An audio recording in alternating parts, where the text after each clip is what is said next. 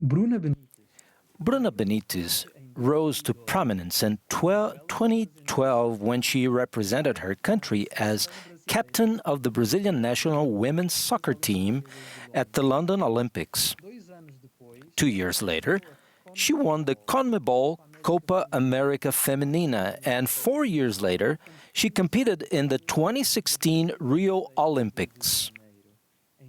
In June 2019, Bruna was hired by Sport Club International, and in December 2020, won the Campeonato Gaúcho. Bruna has inspired thousands as an incredibly powerful and encouraging soccer player. She has a degree in physiotherapy from the Universidade Católica from Dom Bosco in Campo Grande. Hi, my name is Bruna Benites. I am 35 years old. I was born in Cuiabá, Mato Grosso. To start off, the reason I wanted to play soccer was that I could go to school. So my dream was to go to college. And as a child, I was always playing soccer with my brothers. We were always playing together. On the street where I lived, there were more boys than girls, so the game we ended up playing was always soccer. And as I recall, we would play soccer with them. And that started when I was about, since what I remember was that I was 5 or 6 years old when we played with my brothers and my friends. And it was just a game at first. And when I started school, we also did physical education. And it was either soccer or volleyball. And I wanted to play them both. The boys always let me play in their soccer games because they said that I was a good player. And there was a time when they said that I played even better than my brothers.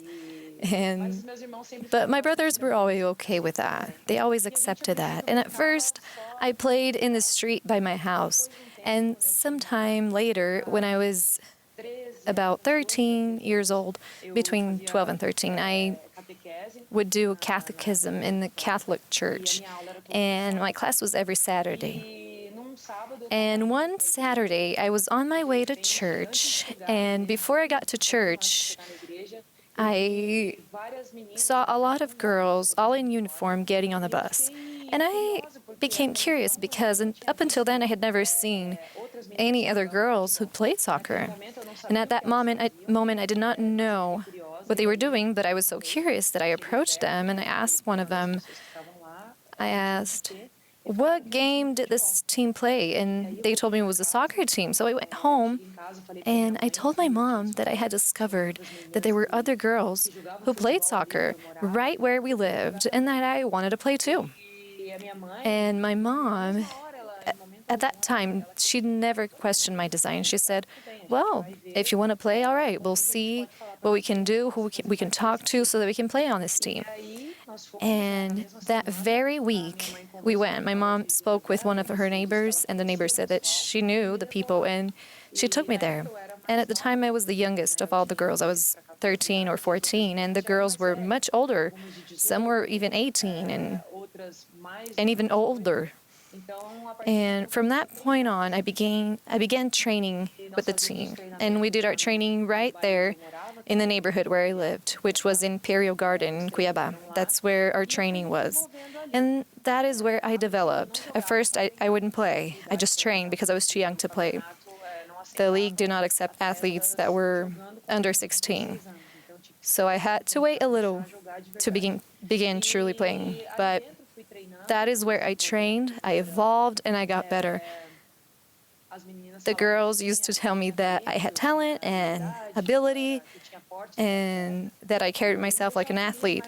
And that made me really happy and motivated to train and improve. And when we were that team, another person who came, a friend of ours, came. She had family, actually, who worked at the post office. And the post office was putting together a team with women. But the problem was that children or relatives of employees, they couldn't be part of the team. So they took me in to try out, but I had no one from my family that worked there. So my friend invented a story that she was my cousin. That she was my first cousin. So they made an exception so that I could play on the team, and that's how it worked. I was part of the post office team, and then after the post office team, another person I met brought me to another team, and I went from one team to the other, and getting more professional. That would train more often during the week, and it was really, that would pay off. And actually, I wasn't earning anything. It was mostly experience. They would just, and then I got a scholarship in high school, and I began to study with a scholarship that first year. And if I'm correct, yes, my first year, I got my first scholarship to go to a private high school. Up until then, I had only gone to public schools. And there we put together a team. We had a very good team that won everything. And all the competitions in Cuiabá had to offer at the time. That was around the year 2000, 2001. And that is where I completed my high school on a soccer scholarship. And at the end of 2004, my mom decided that she wanted me to move to Campo Grande in the state of Mato Grosso do Sul because my oldest brother lived in Campo Grande, and she wanted us to be together. So we decided to move to Campo Grande. And when my team learned that I was going to move to Campo Grande, they said to me, "Hey, look, Bruna, in Campo Grande there's a Catholic university that's called Dom Bosco Catholic University. And this university is the same school network that I played for at the Oratório Santo Antônio." And they said, "Hey, it's the same owner. It's the same school network. Since you're going to move there, I could see if I could get a scholarship for you." And so when I moved to Campo Grande, I went with everything all set up. I knew that I had to take the entrance exam, but I knew that if I passed it, that I would be on track to receive a scholarship, and that is exactly what happened. I moved to Campo Grande in 2005 and began my physical therapy major. I completed the major the 4 years. I studied, I trained, I had the scholarship at the time, and curiously, part of the scholarship that I could not miss any training. Because every time we would miss, they docked 5% of my scholarship. So I had to be very dedicated because I loved playing soccer, but also because I loved studying. I was working at the major I had always dreamed of taking, which was physical therapy. And I knew that later on that would keep me close to the sport because physical therapy had everything to do with sports. It's one of the professions that is essential to that aspect, to any aspect of sports. So I already had this dream of being a physical therapist, and that I would probably not stay with the sport after graduation because even my reason for playing soccer had not been simply, oh, I'm going to college, now I'm done, I got my degree. And so that's what happened. In 2008, I graduated. I stopped playing soccer for about a year and a half. I worked only with physical therapy. I stayed active, of course. I trained once in a while, but as a hobby only. And then in 2011, a friend of mine who also played on the college team with me and had graduated in physical therapy after I did, she was in Foz do Iguaçu, and she invited me to go there because they said they needed a center back, and she mentioned my name. So they contacted me. And at first, I was hesitant because I didn't know how it would sort out because I was working and I couldn't simply just quit my job and go back to playing soccer. And that just bit in 1 year and a half. So I was hesitant. I promised that I would get back to them, but that first I needed to talk to people from work and see what they would say. That was on a Friday that I got that first message, and I said, okay, I work on Monday, I'll talk it over, and I'll give you my answer. On Saturday, she texted me again, saying that another athlete has shown up, that the girl had tried out with them for my position, and that they liked her, and that the girl was going to stay with them. And at that moment, I thought, well, then I guess it wasn't meant to be. It'd be crazy for me to drop everything and go, and so I abandoned the idea. However, I kept thinking about it, And I couldn't just say, oh, okay, I'm on my way, without even talking it over at my work, without giving them an explanation. And after that, they told me they had found somebody else for my position, and I just didn't think about it. But the next day, on Sunday, that same person contacted me, and she just told me, Bruna, I'm sending you this text because you won't believe what happened. One of the girls, one of the center backs, was injured in the training today, and it was a serious injury. She would need surgery, so we're going to need another center back. So, are you coming or not? At that moment, I paused, and I thought to myself, well, I guess it's meant to be. I need at least to go and see how this turns out.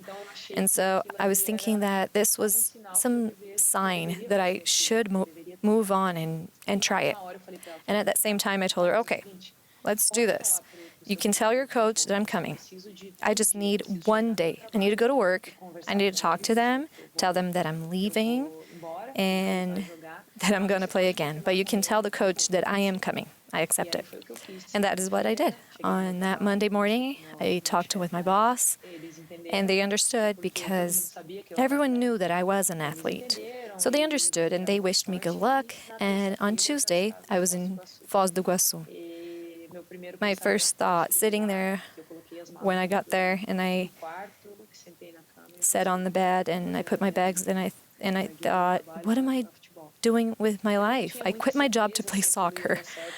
I wasn't sure whether this was going to turn out well, but I knew that I needed to try because it just seemed like there was a lot leading me along this path. So I made that decision, and everything worked out well.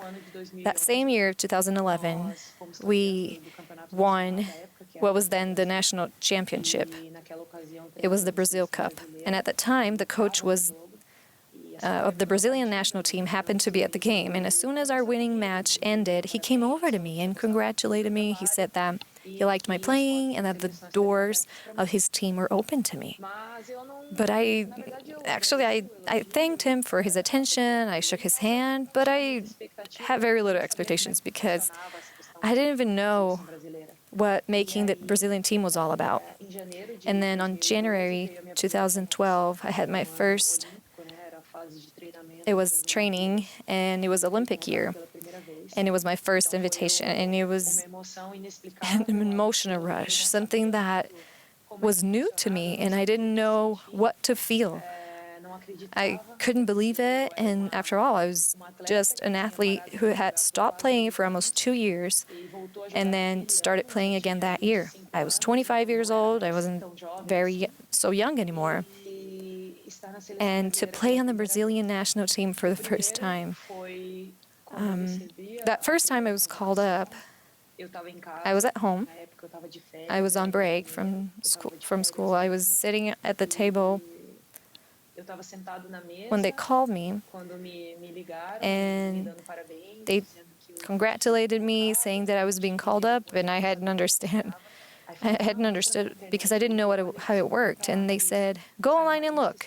Your name is on there. The list came out, and your name's there. So I went online and looked at the list, and there was my name right there. It took me a couple minutes. My mom was in the kitchen doing something, and after a few minutes, she came in and said, what was that, honey? And I just stopped. I sat there looking at the computer, and she said, what happened, Bruna? And I said, Mom, I was called up by the Brazilian national team. And my mom said, what do you mean? And I said, that's right. I was selected to be on the Brazilian team. And she just gave me a big hug and said that she always knew that I was going to make it. She believed in me. And that feeling, that hug, really meant something because her telling me that she always knew that I would make it when even I didn't believe it, I never even had dreamed of that, and that was my mom saying that she knew that I would make it. That was the most memorable moment of my career as a whole, and the most symbolic, because if it had not been for her, if it had not been for her dream, her telling me that she wanted me to watch me play on TV, I probably would not have returned to play soccer. And so that was an inexpressible emotion. My greatest feeling was of gratitude because that had happened to me. And in a way, I was fulfilling my mom's dream. Now, today she has her dream fulfilled, and she has seen me a number of times, and it's something that I'm grateful for having experienced. And this whole experience, everything that happened in my life has served as something to learn, and I developed as an athlete, as a person, as a woman, and getting to live in different places. And I think there are many, I would not have had the opportunity to do many things, such as traveling the world, if I had not been an athlete. So it's very gratifying to me, and something that made me grow as a person, to live in other places and experience other cultures and learn of other cultures, to be with different people from different places, and to learn to live in those places. Having that experience of living with people who speak different languages, all of this contributes to my personal life as well. And it's something very gratifying to me as a human being. So I would say that everything I have today, I owe to the sport of soccer. Today, soccer is my most important profession. I earn my living with soccer. I have had the opportunity to help my family through soccer. So I would say that soccer has changed my life in ways that I hadn't expected, because I didn't plan this. It was not like, oh, I want to be a professional athlete. No, that was not what happened. It just, things happened, and I'm certain that everything was according to the will of the Lord. Because early on, when I began working as a physical therapist, I earned very little, very little. And I couldn't understand. I remember sometimes going home, and I would take the bus and work. I worked from 7 to 7, and I remember going home in the bus and praying to God and asking why. I had gone through 4 years of college, getting good grades, never missing a class, and through all of that, training as well. I never missed training, and I couldn't understand why I was earning so little. I told the Lord, I did everything right. I don't understand. Why am I earning so little? And it was only after all those things happened in my life that I understood why. When they offered me the opportunity to play soccer in Foz, the guy offered me a certain amount. It was just a little bit more than I was making as a physical therapist. And at that time, I said, well, okay, I'll try then. I'm going to earn a little bit more, so we'll see what happens. And today I understand that if at that time I had been earning more, even if it's just a little bit more, I wouldn't have made that decision to return to soccer. So my life would have been very different, and I wouldn't be here telling you the story today. I think the hardest thing about an athlete's life is just traveling and moving to different countries and different places, and we have to develop a lot of resilience. We have to learn and adapt and grow, and these are things that end up forming me and becoming like how I am today as a human being. I think that everything I am today, all the things that I try to pass along to others around me, are all things that I have learned during my career. Today I'm 35 years old, and in terms of professional career, next year will be my 10th anniversary as a professional. So it is a journey that I've lived, and I had a number of experiences that I managed to share, especially here where I am today in Porto Alegre on the international team with young women who always ask, so how things happen and how I got here and everything that I went through in my path, my career here to get here today. And they're curious about what it's like to be on the Brazilian national team. And this is all experience that I've acquired gradually throughout the years. from the experiences I had.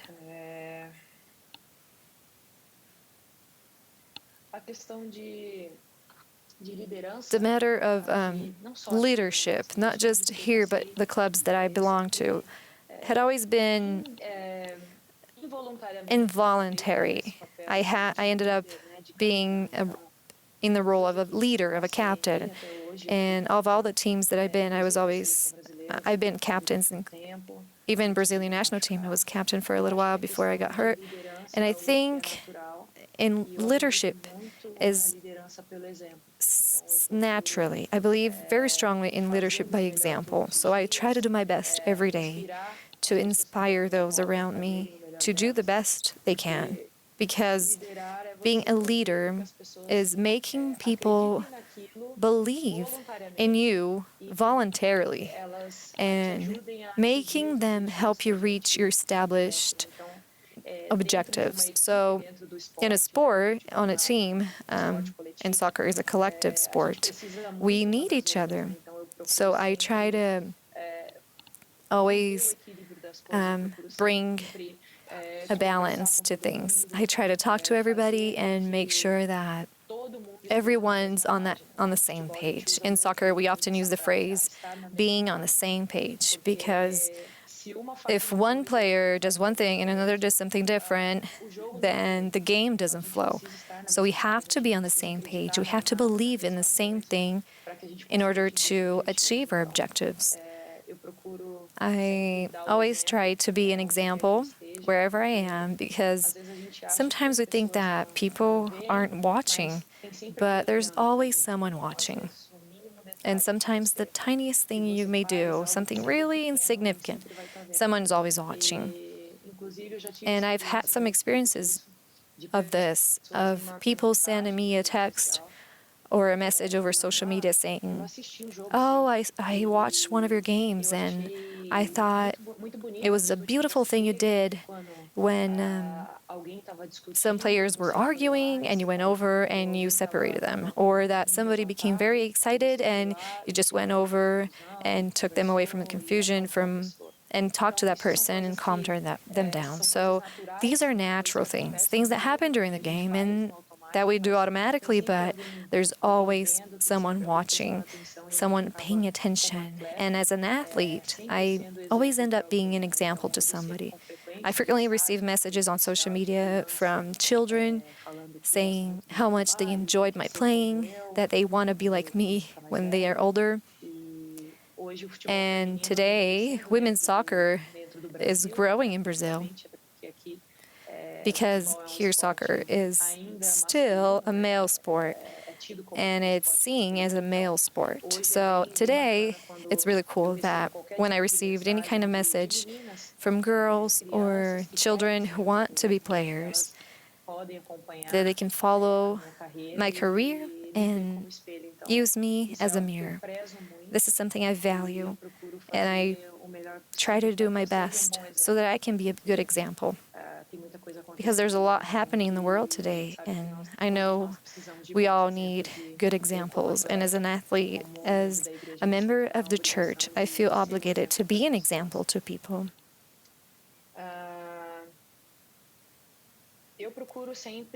I always try to, on social media, talk about my work, because that is what people like to follow. That is why people are there online looking for me, and it is about my work. So I'm always posting things about my work, showing what my work is like, how I see my work, and in the best way possible, because being an athlete is not like other jobs. You don't stop being an athlete when you leave training and come home. Being an athlete is a lifestyle. I am an athlete 24 hours a day until the day comes when I say, nope, from now on, this is not what I want for my life. And then I end my career.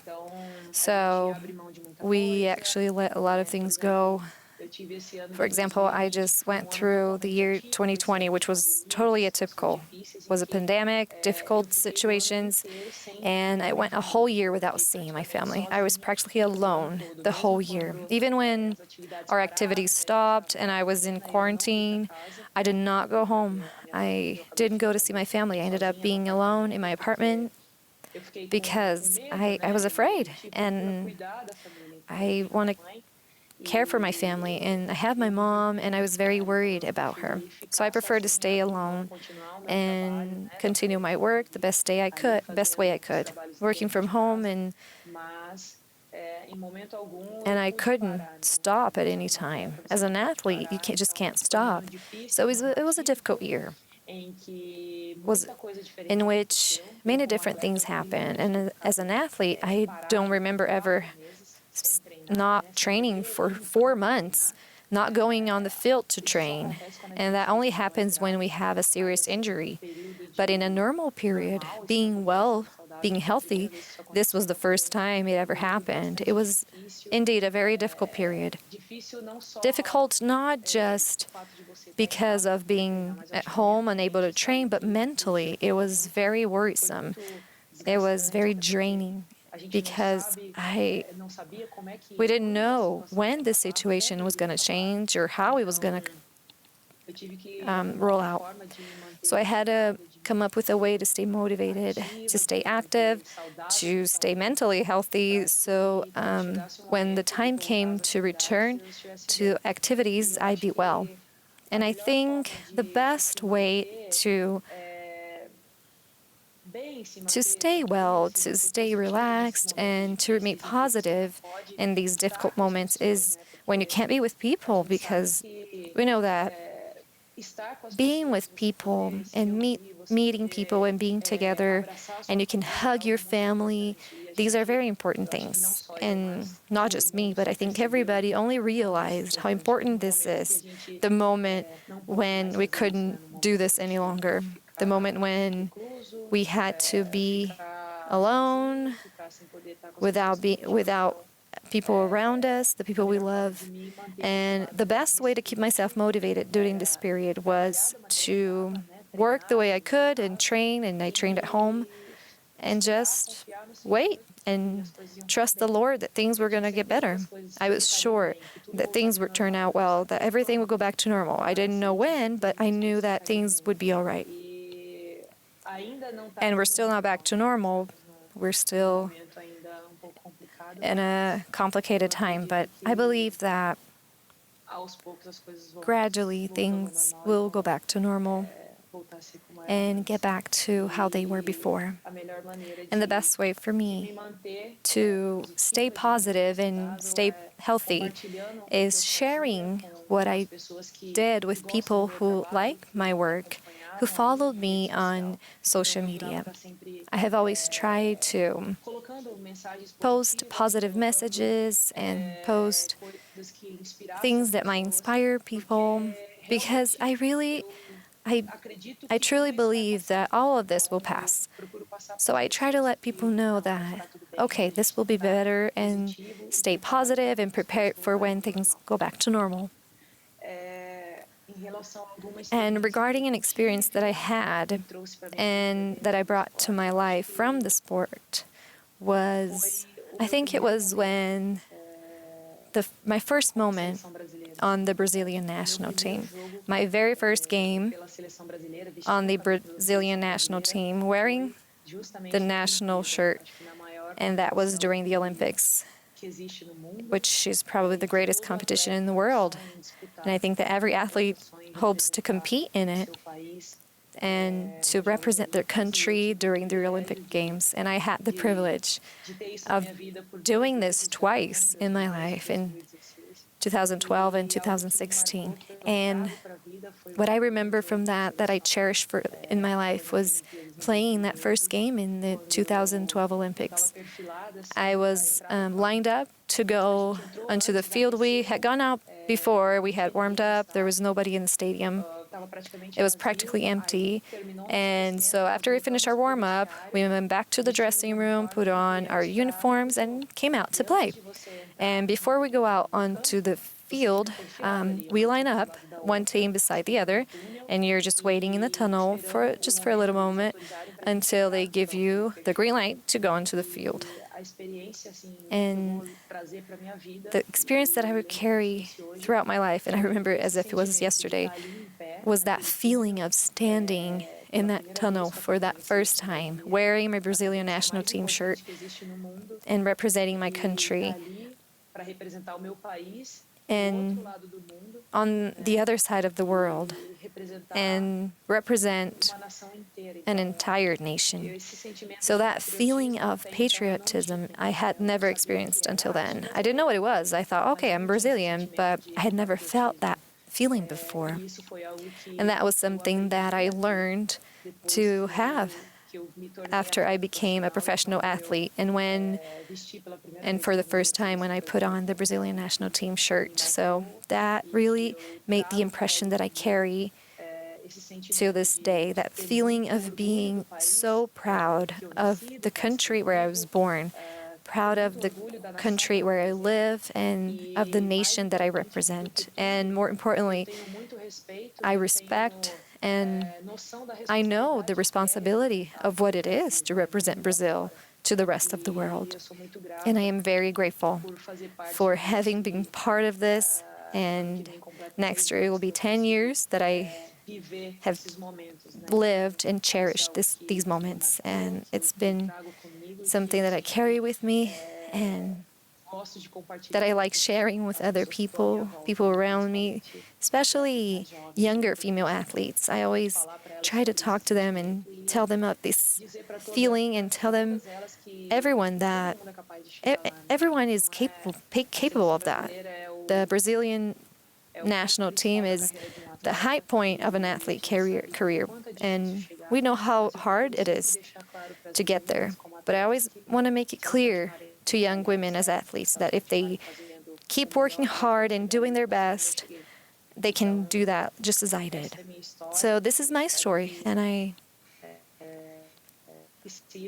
hope that you may find it inspirational and be an example for you. And I think the best example of all is for people just to give everything they have in life, regardless of what their profession is, regardless of whether or not they're athletes, but that do it with passion and